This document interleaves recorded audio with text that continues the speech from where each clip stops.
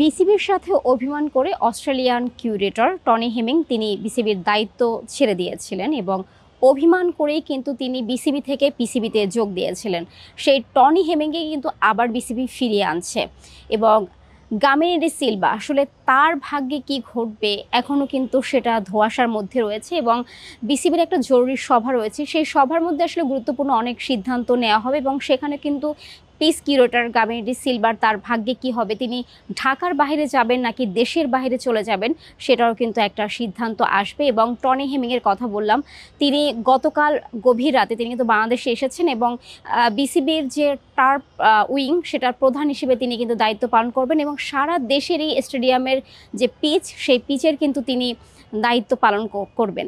সুতরাং আসলে বলা যায় যে সেখানে গামিনীর যে ভবিষ্যৎ সেই ভবিষ্যৎ কিন্তু যেটা টনি হেমিংকে যে ধরনের দায়িত্ব দেওয়া হচ্ছে সেক্ষেত্রে কিন্তু বলা যায় যে গামিনীর ভবিষ্যৎ আসলে দেশের বাইরে। আজকের বিসিবির সবাই সিদ্ধান্ত হবে গামিনী আসলে দেশে থাকবেন নাকি তাকে দেশের বাইরে পাঠানো হবে এবং টনি হেমিংয়ের ব্যাপারেও কিন্তু সিদ্ধান্ত গ্রহণ করা হবে।